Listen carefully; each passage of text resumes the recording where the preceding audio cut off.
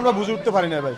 কারণ এরশাদ ভাই তো চট্টগ্রামের একমাত্র ক্লিন ইমেজ রাজনীতিবিদ থাকতে উনি একজন আছেন, সেটা হচ্ছে যে এরশাদুল্লাহ সাহেব। কারণ ওনার সাথে কারোর সাথে শত্রুতা থাকতে পারে না। সবাই তার শেষের উপলক্ষে আমরা গেছিলাম যে একটু গণসংযোগ করার জন্য। ওর মধ্যে এখানে ছিল আমাদের ওই সালোয়ার বাবলা ছিল, নামাজ পড়া তখন ওরা বেরিয়েছিল। ওর মধ্যে মাছ পড়া প্রায় 8-10 জন লোক হবে আসি, ওরা মানে এরপরে তারা মানে গুলি করছিল।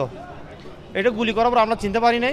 ওরা যখন মসজিদ থেকে বেরিয়েছিল আমরা ওরা লগালো গেছি, দেখি যে ফায়ারিং 7-8টা ফায়ারিং।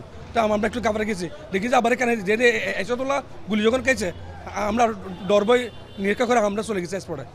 যাই যখন এসদ ব্যাগ নিচ্ছি দেখি সর বাবলা গুলি খেয়েছে।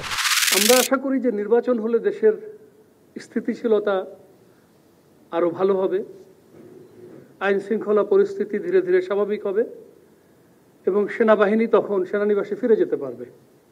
আমরা সেটার দিকে তাকিয়ে আছি এবং সরকার এখন পর্যন্ত যেটুকু রূপরেখা প্রণয়ন করেছে সেটার উপরে ভিত্তি করে আমরা কিন্তু যথাযথ প্রস্তুতি গ্রহণ করছি। সামাজিক যোগাযোগের মাধ্যমে যে প্রচারণা, এটাকে আমরা পরিহার করে ঐক্যবদ্ধভাবে সামনের দিকে এগিয়ে যাই।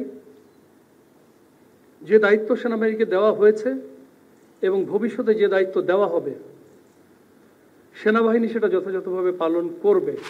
দুষ্কৃতিকারীরা অনেক কিছু বলবে, আমরা দুষ্কৃতিকারীদের যেন কোনো কার্যক্রম যেন তারা চালাতে না পারে, ওই জন্য যত ধরনের ব্যবস্থা আমরা নিব। জামিন দেওয়াটা তো আমার হাতে নাই, এই কোর্ট হলো স্বাধীন, তারা তাকে জামিন দিয়ে দিছে, কিন্তু জামিন দেওয়ার পরে যদি সে কোনো ধরনের অপকর্ম করে তাহলে আমরা আইনের আওতায় নিয়ে আসবো।